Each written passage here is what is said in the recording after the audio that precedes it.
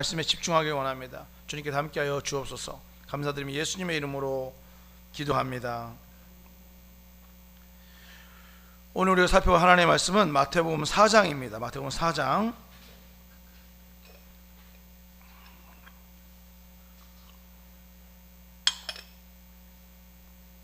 마태복음 4장 5절 6절 7절 5절 6절 7절입니다. 좀 길지만 3절밖에 안 되니까 같이 한 목소리로 같이 한번 읽어보도록 하겠습니다. 마태복음 4장 5절 6절 7절입니다. 같이 읽습니다. 시작.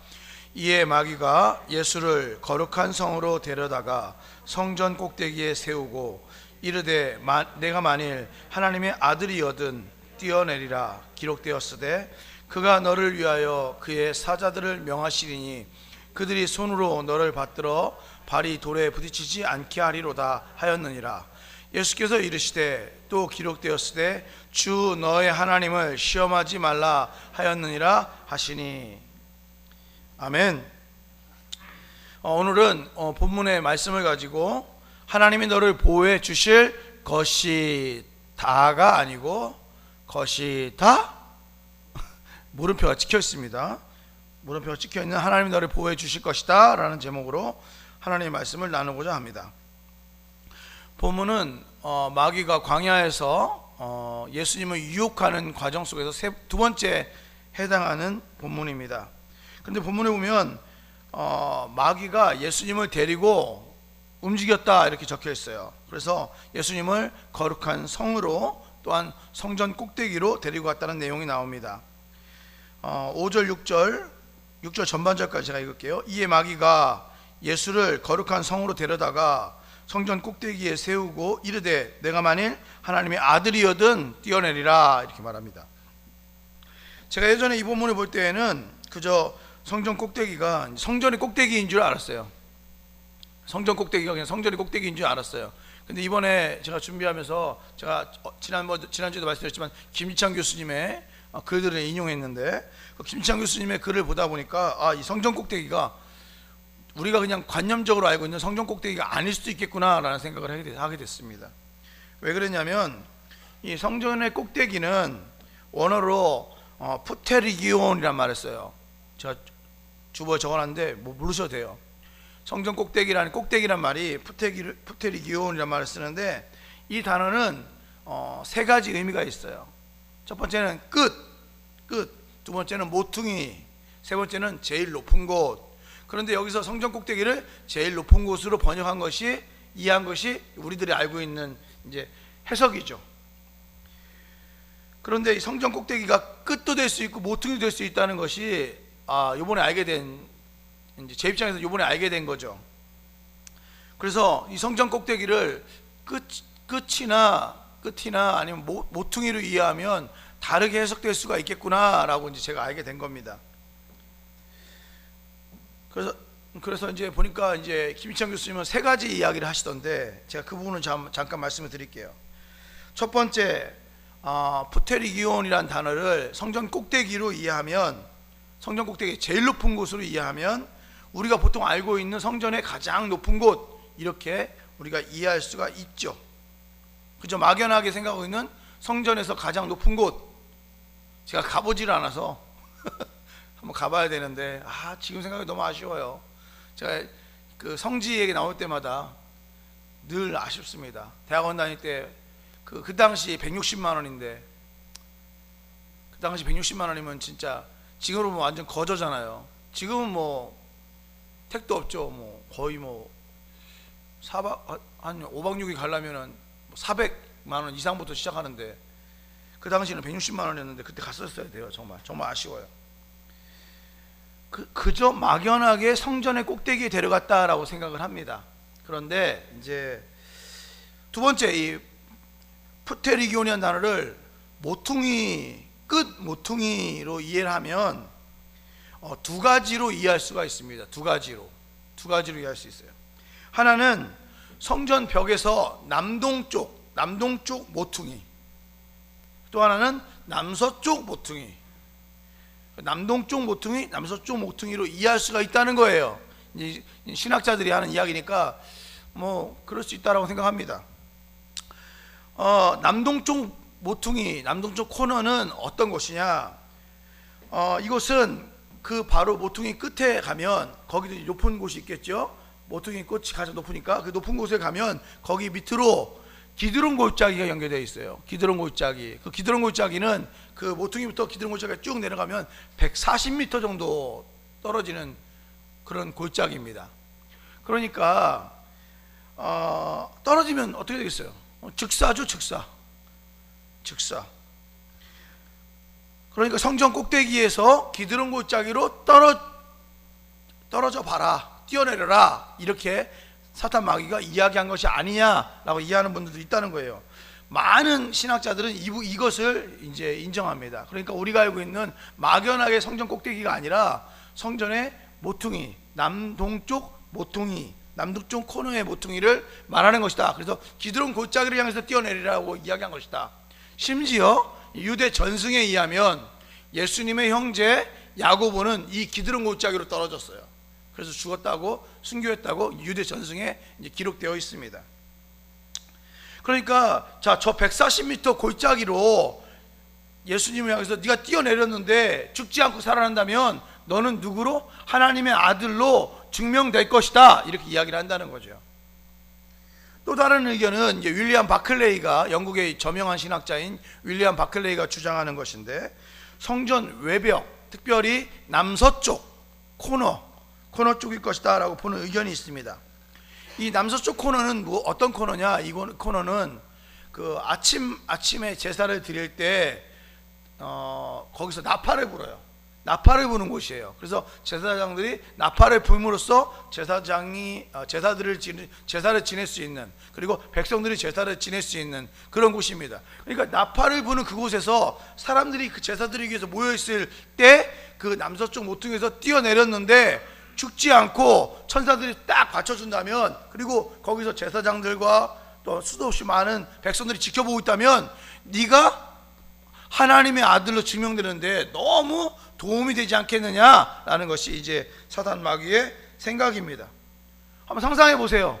아침에 제사 드릴 때 그 남서쪽 코너 꼭대기에서 나팔 부는 곳 다 지켜볼 거 아니에요. 그곳에서 예수님이 딱 뛰어내렸는데 그냥 천사들이 딱 받쳐줘가지고 돌로 인해서 예수님을 상하지 않게 천사들이 딱 받쳐주고 예수님이 싹 스무스하게, 그 우리 CG 같은 거 있잖아요. 아니면 그 줄 연달아 매가지고 이렇게 위에서 딱 내리면 쫙 떨어지는 것처럼 예수님이 떨어지면 이제 탁 뛰었는데 쿵 떨어지지 않고 그냥 쫙 사뿐하게 떨어지면 수많은 사람들이 볼 때 예수님이 정말 하나님의 아들이구나 라고 생각할 수 있을 가능성이 아주 높다는 이야기죠.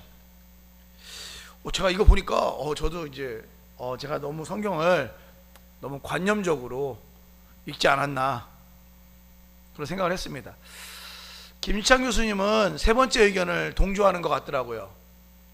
김일창 교수님은 많은 신학자들은 두 번째 의견을 동조하고요, 첫 번째 의견을 동조하는 신학자들은 몇 명 없더라고요.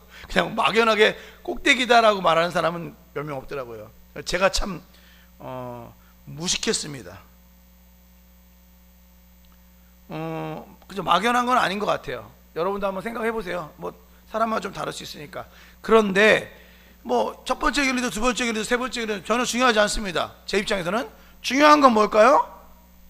떨어지면 죽을 수 있는 그 꼭대기에서 떨어졌는데 천사들이 탁 받쳐져 가지고 죽지 않는 것, 다른 말로 하나님께서 너를 보호해 주실 것이다, 이것이 유혹인 거예요. 하나님께서 너를 보호해 주실 것이다, 이것이 유혹입니다. 우리가 생각할 때 하나님께서 너를 보호해 주실 것이다는 아멘이죠. 너무나 귀한 메시지죠. 하나님이 너를 보호해 주실 것이야, 아멘. 너무 귀한 메시지인데 그것이 유혹입니다. 그것이 유혹이라는 거죠. 가만히 생각해 보면 우리들은 이제 어떤 사람이 시험에 들거나 어떤 사람들이 유혹에 빠져서, 말도 안 되는 어떤 유혹에 빠져서 추하고 더러운 짓을 할 때 이렇게 생각하는 경우들이 있어요. 아니 왜 저렇게 말도 안 되는 사탄 마귀의 유혹에 빠졌을까? 전 정말 말도 안 된다라고 생각하는 경우들이 있습니다. 그러면서 왜 이렇게 사람들이 자주 속지? 이제 이런 생각을 하지요. 그래서 저 사람은 종교 지도자라고 하는데 왜 저렇게 그냥 눈에 뻔히 보이는 사탄 마귀의 속임수에 속을까? 그리고 말도 안 되는 일로 자기를 디펜스할까? 이렇게 이야기하는 경우들이 많죠. 왜 그럴까요? 왜 그렇게 수도없이 많은 사람들이 사탄 마귀의 유혹에 넘어갈까요? 그 이유는 마귀가 더럽고 어떤 마귀의 본질인 더럽고 추하고 무서운 또한 악랄한 모습으로 우리에게 더럽고 추한 일을 시키는 것이 아니에요. 시키지 않아요. 마귀는 할 수 있으면 가장 아름다운 모습으로, 성경에는 광명의 천사로 우리에게 다가온다고 말했어요. 세상의 권세 잡은 자로 우리에게 다가온다고 말했어요. 그러니까 그 마귀는 너무나 선하고 아름다운 모습으로 우리에게 너무나 우리가 우리의 눈으로 보기에 선하고 아름다워 보이는 일을 하라고 합니다. 그렇기 때문에 넘어가는 거예요. 더럽고 추악고 악랄한 어떤 이렇게 막 우리가 알고 있는 그 어떤 뿔 있잖아요. 큰 순양의 뿔 같은 뿔을 이렇게 한 상태로 우리에게 나타나서 야, 너 이거 해봐. 그럼 우리가 안 넘어가죠, 당연히. 근데 광명의 천사처럼 마치 하나님처럼 나타나서는 우리에게 말을 합니다. 그게 6절이에요. 보세요. 이르되 네가 만일 하나님의 아들이여든 뛰어내리라. 뛰어내려봐. 기록되었을 때는 뭡니까? 성경에 기록되었을 때예요. 성경의 말씀에 기록되었을 때 하나님께서 너에게 이렇게 말하지 않았느냐? 그가 너를 위하여 그의 사자들 천사들을 명하시리니 그들이 손으로 너를 받들어 발이 돌에 부딪히지 않게 할 것이야. 얼마나 아름다운 메시지입니까? 이거 시편 91편의 내용인데 말씀 그대로예요. 네가 저 높은 곳에서 떨어져도 하나님이 너를 천사들 통해서 지켜주시고 보호해 주실 것이다. 너무나 아름다운 모습으로, 너무나 아름다운 메시지, 하나님의 말씀을 인용해서 지금 이야기를 하고 있는 겁니다. 지금 마귀가 인용하는 그 시편 91편이 어떤 구절인지를 알고 계셔야 돼요. 시편 91편의 메시지는 성경 전체에서 가장 파워풀한 메시지 중에 하나입니다. 그리고 하나님의 강력한 임재하심과 보호하심, 하나님의 능력을 드러내는 메시지예요. 이것을 예수님께서 아셨을까요? 몰랐을까요? 당연히 알고 계셨죠. 그러니까 마귀가 이 구절을 인용해서 예수님한테 뛰어내려 봐. 괜찮아. 하나님께 너를 보호해 주실 것이야. 이 메시지는 엄청나게 파워풀한 메시지입니다. 시편 한번 보시죠. 시편 91편 9절부터 13절입니다. 여러분 제가 주보에 적어놨습니다. 시편 91편 9절부터 13절. 네가 말하기를 여호와는 나의 피난처시라 하고 지존자를 너의 거처로 삼았으므로, 지존자가 하나님이죠. 지존자를 너의 거처로 삼았으므로 화가 네게 미치지 못하며 재앙이 네 장막에 가까이 오지 못하리니. 얼마나 멋져요. 화가 네게 미치지 못할 것이며 재앙이 네 장막에 가까이 오지 못할 것이며 저가 너를 위하여 그 사자들을 명하사 천사들을 명하사 네 모든 길에 너를 지키게 하실 것이다. 저희가 그 손으로 너를 붙들어 발이, 천사들이 그 손으로 너를 붙들어 발이 돌에 부딪히지 않게 할 것이다. 떨어져도 돌에 부딪히지 않게 할 것이라는 얘기예요. 발이 돌에 부딪히지 않게 할 것이다. 네가 사자, 이건 그냥 우리 라이언이에요. 라이언. 사자와 독사를 밟으며 젊은 사자와 뱀을 발로 누를 것이다. 이거 얼마나 위대한 말씀입니까? 얼마나 위대한 말씀이에요. 사자를 딱 멱살 잡고 뱀을 발로 죽일 수 있는 그런 권세, 권력, 그런 어떤 하나님의 파워를 우리에게 주신다는 거고, 네가 무슨 일을 해도, 심지어 저 높은 곳에 떨어져도 천사들이 너를 보호해서 탁 사뿐히 내려앉혀서 돌이 너를 상하지 못하게 할 것이다. 재앙이, 더러운 것이 너의 장막을 침투하지 못하게 할 것이다. 얼마나 강력한 메시지입니까?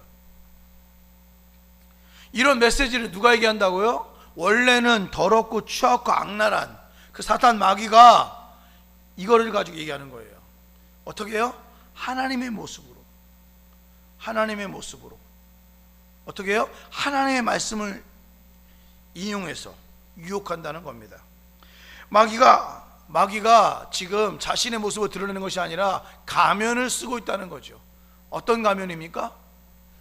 하나님의 가면. 하나님의 가면을 갖고 이야기하는 겁니다. 저는 목사들이 자꾸 하나님의 가면을 쓰고 악랄한 일을 저지르는 일이 많다고 생각해요. 요즘 많이 나오는 이야기 중에 뭐 예를 들면 목사들이 여성도를 가스라이팅이라고 하죠. 가스라이팅 한다 뭐 이런 것들이 많이 나와 있는데, 그런 것들 보면 대부분이 다 하나님의 가면을 쓰고 있는 거예요. 하나님의 가면을 쓰고 있는 거예요. 그리고 이단들이 그런 어떤 성적인 거 가지고 문제 삼는 거 가만히 보시면 다 하나님의 가면을 쓰고 얘기합니다. 그리고 하나님의 가면을 쓰고 그 가스라이팅 하는 그 자매들을 어떤 성적 도구로 이용할 때는 대부분 다 목사라고 말하고도 싶지 않은 그 인간들을 볼 때 어떻게 생각하냐면 하나님의 사람으로 생각하게 만드는 거예요. 그런 것 다 하나님의 가면을 쓰고 말하는 거예요. 마귀가 지금 하나님의 가면을 쓰고 무슨 말로? 하나님의 말씀을 인용해서 이야기합니다. 하나님의 말씀을 인용해서, 야, 너 알고 있지? 네가 잘 알고 있는 시편 91편의 메시지를 정확하게 네가 알고 있을 것이야. 네가 뛰어내려봐. 괜찮아. 왜? 천사들이 너를 보호할 것이야. 왜? 너는 하나님의 아들이니까. 우리에게는 너희들은 하나님의 자녀니까. 이렇게 이야기를 한다는 거죠. 어떻게 보면 가장 강력한 사탄 마귀의 무기는 하나님처럼 보이는 겁니다. 어떻게 보면 사탄 마귀의 가장 파워풀한 무기는 하나님의 말씀을 인용하는 겁니다. 하나님의 말씀을 인용해도 그 인용이 너무나 적절해요. 보세요. 야, 뛰어내려봐. 하나님 그 수도 없이 많은 구약의 메시지 가운데 시편 91편을 딱 찍어서, 야, 천사들이 너를 보호해서 돌로 너를 상하지 않게 한다니까? 얼마나 적절합니까? 그 적절함 때문에 전혀 이것이 마귀의 유혹이라고 생각하지 않는 경우가 많아요. 마귀의 유혹이라고 생각하지 않는 경우가 많습니다. 사랑하는 성도 여러분, 잘 들으세요. 우리들만 하나님의 말씀을 알고 하나님을 알고 있는 게 아니에요. 우리들만 하나님의 말씀을 알고 하나님을 알고 있는 게 아니에요. 성경에 보면은 뭐라고요? 야고보서에는 귀신들도 하나님을 뭐라고 써있어요? 거기 그렇게 써있어요. 진짜 이렇게 써있어요. 찾아보세요. 귀신들도 하나님을, 충격입니다. 귀신들도 하나님을 알고 떠느니라 라고 적혀있잖아. 삑. 성경에 뭐라고 적혀있냐면 귀신들도 하나님을 믿고 떠느니라 이렇게 적혀있어요. 원어도 정확하게 그렇게 적혀있어요. 귀신들도, 우리는 귀신들과 우리는 좀 다르다 생각하죠. 귀신들은 하나님을 아는 거지만 우리는 하나님을 믿어. 근데 재밌는 건 야고보서에는 귀신들도 하나님을 믿고 떠느니라 이렇게 적혀있어요. 그리고 예수님이 사역하실 때 제일 먼저 예수님을 향해서 볼 때 예수님이 하나님의 아들인가 보다 말한 종족들이 다 귀신들이야. 귀신들이 먼저 예수님은 하나님의 아들인 줄 알았어요. 그러니까 제가 지금 무슨 말을 하려고 합니까? 하나님으로 이야기해도 그냥 다 믿으면 안 돼. 하나님의 말씀으로 이야기해도 다 믿어도 안 돼요. 하나님처럼 보이는 것도 다 믿으면 안 되고, 하나님의 말씀인 것처럼 보이는 것도 다 믿으면 안 돼요. 중요한 건 뭘까요? 의도입니다. 의도가 뭐냐예요. 의도가 중요합니다. 무슨 말을 하려고 하는 걸까요? 제가 목사니까 얘기하는 겁니다. 목사들이 하나님 말씀이라고 이야기하는 거 다 그냥 고지고대로 믿지 마세요.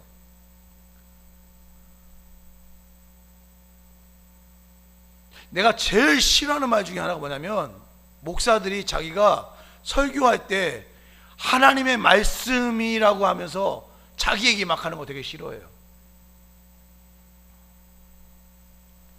사탄 마귀가 하나님의 말씀을 이용하는 것, 인용하는 것, 사용하는 것, 저는 그것을 뭐라고 말하냐? 빙자해서, 하나님의 말씀을 빙자해서 이야기한다고 이야기합니다. 목사들이 하나님의 말씀을 빙자해서 자기 얘기할 때가 너무나 많아요. 잘 들으세요. 하나님처럼 보여도 의심하셔야 돼요. 하나님의 말씀처럼 보여도 의심하셔야 돼요. 중요한 포인트는 의도입니다. 의도가 뭐예요? 자, 잘 들으세요. 우리들은 하나님의 말씀을 통해서 은혜 받는 데 집중합니다. 하나님의 말씀을 통해서 은혜 받는 데 집중합니다. 그런데 사탄 마귀는 하나님의 말씀을 통해서 어떻게 해요? 우리들을 넘어뜨리는 데 사용합니다. 목적이 달라요. 의도가 다른 거죠. 목적이, 우리들은 은혜 받는 데 목적이 있지만 사단 마귀는 그것 통해서 인간을, 사람을, 크리스찬을 넘어뜨리는 데 이용한다는 거죠.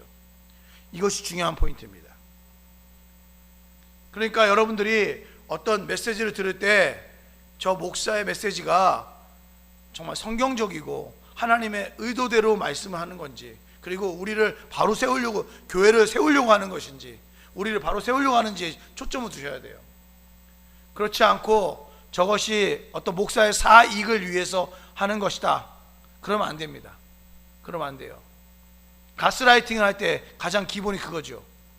윽박지르고 무섭게 할 때 하나님의 말씀을 인용해서 이야기를 해가지고 그 고통스러운 사람을, 그 고통을 당하는 그 사람을 힘들게 하는데, 힘들게 해서 자기가 원하는 대로 사익을 추구하고 사익을 끌어가는데 사익을 주는데 이렇게 끌고 가려고 하는 그런 못된 의도가 있다는 사실을 기억하십시오. 그 마귀가 예수님께 이렇게 말합니다. 뛰어내리라. 그러면 하나님께서 그의 사자들을 통해서 너를 보호해 주실 것이다. 어떻게 보면 마귀의 말을 듣고 뛰어내리고 예수님께서 뛰어내렸어요. 근데 사탄 마귀가 천사들이 쫙 나타나가지고 예수님을 쫙 보호해요. 근데 많은 사람들이 그거를 딱 봐. 그러면 여러분 생각해 보세요. 전도에 도움이 되겠어요, 안 되겠어요? 엄청난 효과가 있죠. 엄청나게 파워풀하죠. 예수님이 딱 뛰어내렸는데 천사들이 딱 보호해줘가지고 예수님이 쫙 내리면, 사뿐히 내리면 진짜 엄청난 파워풀하게 어떤 예수님의 복음화와 예수님의 어떤 전도 사역에, 예수님의 또 어떤 그런 소명을 이루는 사역에 엄청나게 도움이 될 것 같습니다. 현재에도 선교지에는 이런 어떤 기적들이 진짜 많이 일어나고 있어요. 지금 기적들이 많이 일어나고 있어요. 그 선교를 잘하기 위해서 그런 경우들이 많이 있습니다. 현재도 많이 일어나고 있습니다. 그런데 예수님께서는 그런 상황에서 뛰어내리지 않습니다. 뛰어내리지 않아요. 그리고는 7절에 이렇게 말합니다. 주 너의 하나님을 시험하지 말라. 주 너의 하나님을 시험하지 말라.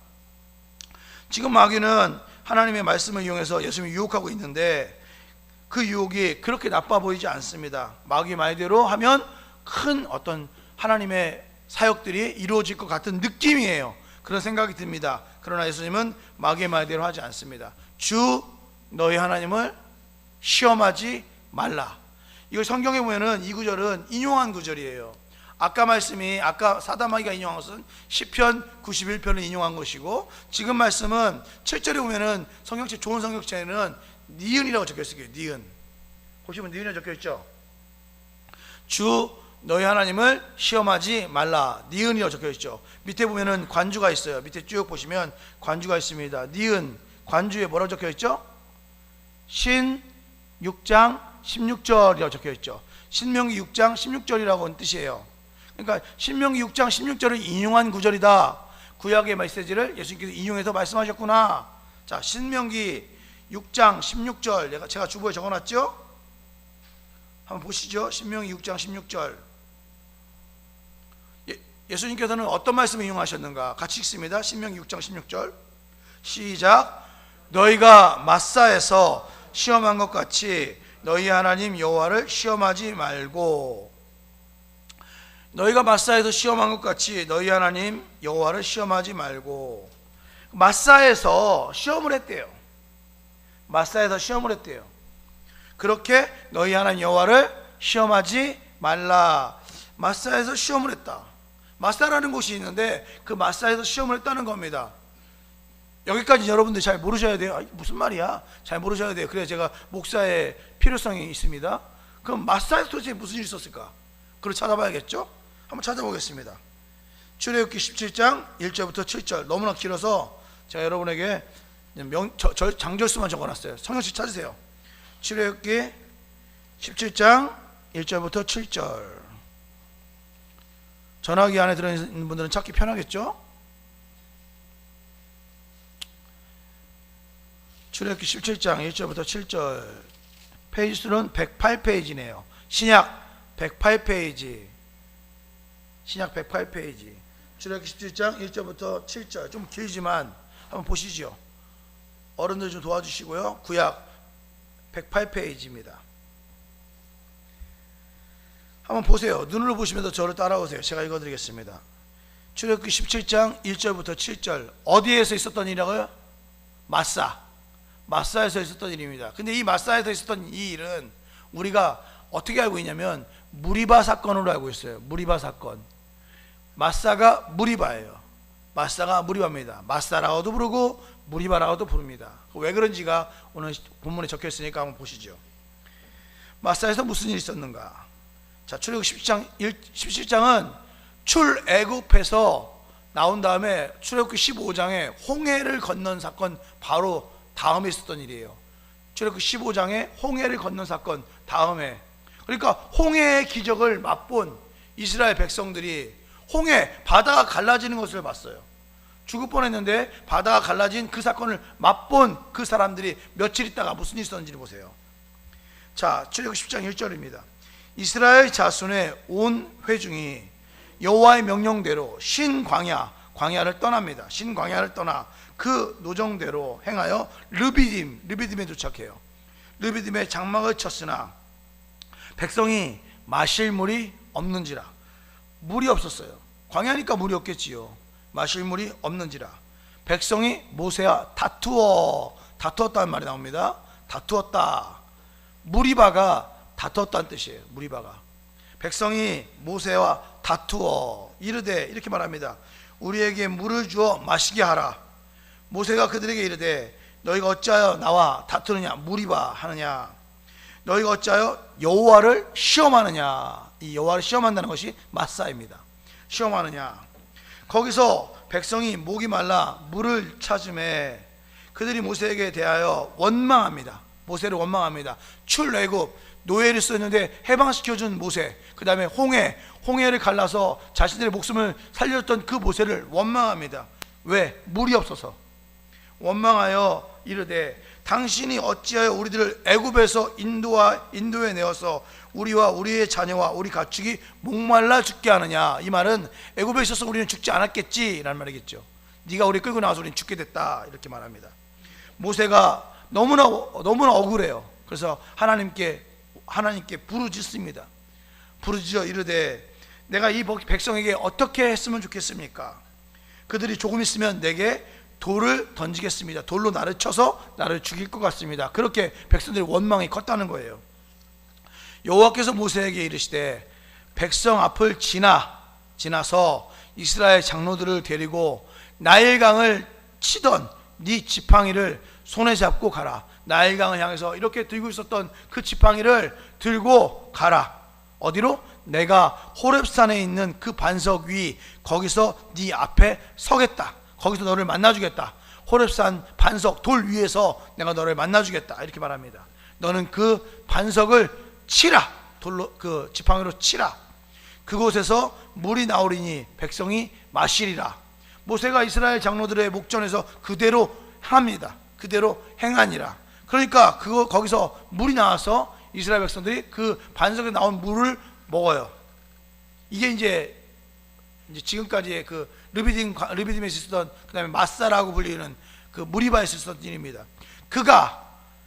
모세가 그곳 이름을 마사 또는 무리바라 불렀다. 마사 또는 무리바라 불렀다. 이는 이스라엘 자손이 다투었기 때문에 무리바, 이스라엘 자손이 다툰 곳이라 무리바, 또는 그들이 여호와를 시험하였던 곳이니까 마사. 시험하여 이르기를, 뭐라고 시험했는가 보세요. 뭐라고 시험했나? 여호와께서 우리 중에 계신가 안 계신가를 시험한 거예요. 여호와께서 우리 중에 계신가 안 계신가 우리가 시험해보자. 왜요? 자기들을 구원하신 그 하나님이 자기들 곁에 있으면 무엇이 있어야 돼요? 물이 있어야 돼. 근데 물이 없어. 그러니까 그들이 말합니다. 물을 내놔라. 모세에게 광야에서 물을 내놓으라 하는 거예요. 물을 내놔라. 우리가 지금 목말라 잘못하면 죽겠다. 물을 내놔라. 원망하고 싸우고 다투면서 하나님을 시험합니다. 어떻게? 계신가 안 계신가 한번 보자. 우리 하나님이 계신가 안 계신가 한번 보자. 마귀가 이렇게 말합니다. 뛰어내려 봐. 그러면 하나님이 계시면 너를 천사 중에서 살려주겠지. 하나님이 안 계시면 천사들이 너를 살려주지 않겠지. 자, 우리 한번 하나님이 계신가 안 계신가 한번 보자. 물을 내놔라. 모세여, 물을 내놔라. 만약에 당신이 물을 내면 하나님이 계신 것이고, 당신이 물을 내지 않으면 하나님이 계시지 않는 것이야. 자, 원래 시험이라는 것은 누가 누구를 하는 것입니까? 테스트는 누가 누구를 하는 것이죠? 제가 첫날에 얘기했죠. 테스트는 하나님께서 우리를 하신다. 템테이션, 유혹은 누가 한다고요? 마귀가 우리를 유혹한다라고 말씀드렸어요. 그러면서 하나님 우리를 유혹하지 않으신다라고 말씀드렸어요. 그런데 마사 사건은 뭐냐? 마사 사건, 하나님이 계신가 안 계신가 우리가 하나님을 테스트하는 겁니다. 우리가 하나님을 시험하는 거예요. 주 너의 하나님을 시험하지 말라. 언제처럼? 마사에서 너희가 하나님을 시험했던 것처럼 주 너희 하나님을 시험하지 말라. 하나님이 계신가 안 계신가 시험하지 말라. 이것이 예수님께서 하신 말씀입니다. 이 장면은 마태복음 27장 39절 44절과 아주 유사합니다. 마태복음 27장 39절 44절과 아주 유사합니다. 너무나 유명한 장면인데 제가 주보에 적어놨습니다. 마태복음 27장 39절에서 44절 제가 읽습니다. 마태복음 27장 39절에서 44절 주보에 되어 있습니다. 지나가는 자들은, 예수님께서 십자가에 달려있는 장면이에요. 예수님께서 십자가에 달려있습니다. 그를 향해서 그 밑에 있는 경건하다고 불리는 유대인들의 수장들, 유대인들의 종교 지도자들, 영적 지도자들이 모여서 예수님을 향해서 비아냥거리기 시작합니다. 지나가는 자들은 자기 머리를 흔들며 예수를 모욕하여 이르되, 성전을 헐고 사흘에 짓는 자여, 네가 만일 하나님의 아들이라면, if 하나님의 아들이거든 자기를 구원하고 십자가에서 내려와라, 이렇게 말합니다. 그와 같이 대제사장들과 서기관들과 장로들과 함께 희롱하여 이르되, 그가 남은 구원하였으되 자기는 구원할 수 없다라고 희롱합니다. 비아냥거리면서 희롱합니다. 그가 이스라엘의 왕이로다 희롱합니다. 지금 십자가에서 내려와라 희롱합니다. 그러면서 뭐라고 말합니까? 십자가에서 내려와라. 그리하면, 네가 만약에 그리하면 우리가 믿겠다.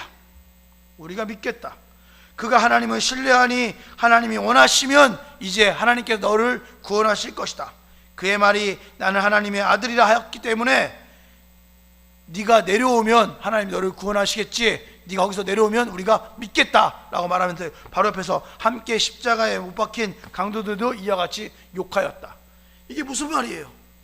십자가에 달려 돌아가시는 예수님을 향해서 너 그 고난 속에 있지 말고, 그 고통 가운데 있지 말고 어떻게 해라? 내려와라. 너의 능력을 발휘해라. 하나님의 아들이라면 내려와라. 그럼 우리가, 그 종교 지도자들이 비아냥거리면서 희롱하면서 말합니다. 내가 그럼 믿겠다, 이렇게 말하는 거죠. 예수님의 마지막 순간 얼마나 고통스럽습니까? 죽음이 다가오고 있습니다. 대제사장과 장로들은, 또한 무리들은 예수님을, 잘 들으세요, 유혹하고 있습니다. 템테이션, 유혹하고 있습니다. 무엇이라고? 내려오라고. 하나님의 뜻과 하나님의 소명은 어디에 있습니까? 십자가에 달려 죽는 예수에게 있어요. 근데 지금 예수님의 그 가는 길을 막는 무리들은 대제사장과 서기관과 바리새인들이에요. 그들은 말합니다. 뭐라고요? 내려와라 라고 말합니다. 마태복음 16장에 예수님을 향해서 주는 그리스도시여 살아계신 하나님의 아들입니다라고 말하는 그 베드로의 모습을 기억하십니까? 그 베드로가 그렇게 멋진 신앙 고백을 했어요. 그때 예수님께서 베드로에게 이렇게 말합니다. 너는 정말 멋진 신앙 고백을 했구나. 이 고백은 너의 고백이 아니라 아버지께서 주신 고백이다 라고 말씀하면서, 네 이 고백 위에, 네 신앙 고백 위에 내가 교회를 세우겠다. 그런데 내가 나중에 나는 죽을 것이다 라고 말합니다. 나는 십자가에 달려 죽을 것이다 라고 말할 때, 그때 베드로가 뭐랍니까? 그리 마옵소서. 예수님을 붙들고 간하며 뭐라고요? 예수님을 강하게 붙들면서 간청합니다. 그렇게 하면 안 됩니다. 당신은 죽으면 안 됩니다 라고 말합니다. 그때 예수님께서 뭐라고 말하죠? 베드로를 향해서 이 사탄아 네 뒤로 물러나라 이렇게 말하죠. 죽는 것이 하나님의 뜻이에요.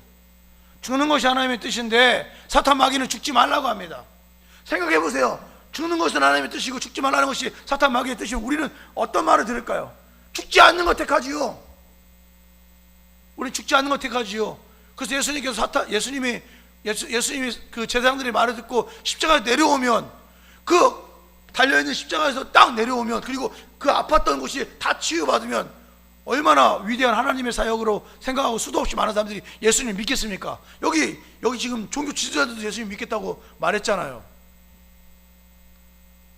엄청난 일들이 있었겠죠. 엄청난 일들이. 그런데 예수님은 그냥 죽습니다. 왜요? 그것이 하나님의 뜻이니까. 주 너의 하나님을 시험하지 말라. 마사에서 너희가 하나님을 시험했던 것처럼 주 너희 하나님을 시험하지 말라. 여기 하나님이 있는지 없는지, 있는가 없는가 시험하지 말라. 사랑하는 성도 여러분, 우리들의 삶도 똑같습니다. 우리들의 삶도 똑같아요. 지금 너무나 힘들고 너무나 어렵기 때문에 하나님께 이렇게 말하고 있는 것 같습니다.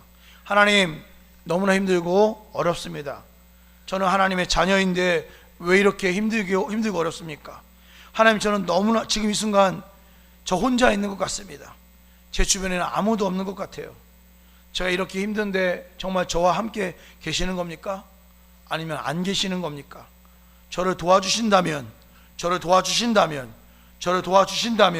제가 하나님을 믿겠고, 그렇지 않다면 저는 하나님을 믿지 않겠습니다 라고 말하는 우리의 삶과 아주 비슷합니다. 아주 비슷합니다. 사랑하는 성도 여러분, 오늘 설교 제목이 뭐죠? 하나님이 너를 보호해 주실 것이다. 물음표 찍혔다고 말씀드렸어요. 물음표를 붙여놓은 이유가 있습니다. 우리들은 너무나 쉽게 하나님께서 우리를 보호해 주실 것이다 라고 말합니다. 이 믿음을 전 나쁘다고 생각하진 않아요. 너무나 귀한 믿음입니다. 그리고 이 메시지 맞습니다. 하나님 분명히 우리를 보호해 주십니다. 성경에 분명히 하나님께 우리를 지켜주신다고 기록되어 있습니다. 맞습니다. 그런데 이 부분을 확인하기 위해서 우리가 하나님을 시험하지 않았으면 합니다. 이 부분을 확인하기 위해서 우리가 하나님을 시험하지 않았으면 좋겠습니다. 제발 이프절로 하나님께 말하지 마세요. 이프절로 말하지 마세요. 하나님께서 저와 함께 하시면 도와주시겠지, 뭐 이런 말씀하지 마세요. 왜요? 그냥 하나님 우리와 함께 하십니다. 물을 준다고 해서 하나님이 함께 하시고, 물을 안 준다고 해서 하나님이 함께 하지 않는 게 아니에요. 떨어지는 가운데 천사가 통해서 받쳐준다고 해서 하나님이 함께 하시고, 받쳐주지 않는다고 해서 하나님이 함께 하지 않는 게 아닙니다. 십자가에서 내려오게 한다고 해서 하나님께서 함께 하시고, 십자가에 달려 돌아가신다고 해서 하나님이 함께 하지 않는 게 아니에요. 그 힘들고 어려운 것, 그 고통 가운데 그 고통을 체휼하신 우리 하나님께서 그저 우리와 함께 하고 있는 거예요. 그저 우리와 함께 하고 있는 겁니다. 힘들고 어려운 그 가운데에서도 그저 우리와 함께 하고 있는 것입니다. 이프절이 필요하지 않아요. 우리와 함께 하신다면이라는 것은 우리에게 필요하지 않은 구절입니다. 사랑하는 성도 여러분, 우리 하나님은 우리 앞에 있는 모든 장애물을 치워주시는 분이 아니에요. 우리 하나님은 우리 앞에 있는 모든 장애물을 능히 이길 수 있는 힘을 주시는 분입니다. 모든 장애물을 치워주시는 분이 아니에요. 우리가 부모된 자로서 아이 앞에 있는 장애물들을 그저 무조건 다 치워주지 않잖아요. 어떤 장애물은 그것을 능히 밟고 넘어갈 수 있게 도와주잖아요. 마찬가지입니다. 하나님께서 우리에게 고난을 허락하고 힘든 것을 허락하는 테스트를 할 때에는, 시험하실 때에는 그 모든 것을 능히 이길 수 있는 힘도 함께 주신다는 사실을 기억하십시오. 그것이 바로 하나님이 여러분을 유혹하지 않고 하나님이 여러분을 시험하신다는 메시지입니다. 사탄 마귀는 우리를 넘어뜨리기 위해서 유혹하지만 하나님 우리를 능히 세울 수 있는 힘과 능력을 주시기 위해서, 다른 말로 말하면 하나님의 자녀로서 자랄 수 있도록, 성숙시킬 수 있도록, 성장시킬 수 있도록 우리에게 힘과 능력을 허락하신다는 사실을 기억하십시오. 힘들고 어려운 일이 요즘 너무나 많아요. 오늘도 그렇지 않습니까? 오늘도 뭐 경제적인 문제 때문에, 사회적인 문제 때문에, 관계의 문제 때문에, 아니면 여러분이 질병의 문제 때문에 힘들어하고 있지 않습니까? 그때에도 이것이 하나님의 어떤 시험이구나 생각하지 마시고 하나님께서 나에게 능히 이길 힘을 주시겠지라는 그런 마음으로 사셨으면 좋겠습니다. 마지막으로 제가 너무나 귀하게 생각하는 야고보 기자의 메시지를 여러분에게 전해주고 설교 말씀을 마치도록 하겠습니다. 야고보서 1장 2절 4절입니다. 주보에 적어놨습니다. 야고보서 1장 2절 4절. 내 형제들아, 너희가 여러 가지 시험을 당하거든 온전히 기쁘게 여기라. 이는 너희 믿음의 시련이 인내를 만들어내는 줄 너희가 알미라. 인내를 온전히 이루라. 이는 너희로 온전하고 구비하여 조금도 부족함이 없게 하려 함이라. 이것은 목사의 메시지가 아니고 하나님의 메시지입니다. 예수님의 메시지입니다. 다시 한번 읽습니다. 내 형제들아, 너희가 여러 가지 시험을 당하거든 온전히 기쁘게 여기라. 이는 너희 믿음의 시련이 인내를 만들어내는 줄 너희가 알미라. 인내를 온전히 이루라. 이는 너희로 온전하고 구비하여 조금도 부족함이 없게 하려 함이라. 야고보서 1장 12절 몇 절 밑에 보면 또 엄청나게 은혜로운 메시지가 있습니다. 야고보서 1장 12절. 시험을 참는 자는 복이 있나니 이는 시련을 견디어낸 자가 주께서 자기를 사랑하는 자들에게 약속하신 생명의 멸류관을 얻을 것이기 때문이다. 기도하겠습니다. 귀하신 주님, 우리 하나님께서 우리를 시험하실 때가 있음을 인정합니다. 그 시험은 우리를 성숙시키고 성장시키기 위한 어떤 기회의 때임을 고백합니다. 힘들고 어려워도 이프절로 하나님을 대하지 아니하고 하나님께서 우리와 함께 하시다는 것을 인정하며 하나님의 나라를 꿈꿀 수 있는, 그래서 하나님께서 늘 동행한다는 것을 인식할 수 있는 우리의 삶이 될수록 주의 은혜를 주시옵소서. 힘들고 어려울 때 우리 하나님을 시험하지 않는 우리 인생 될수록 주 축복해 주시옵소서. 감사드리며 예수님의 이름으로 기도합니다.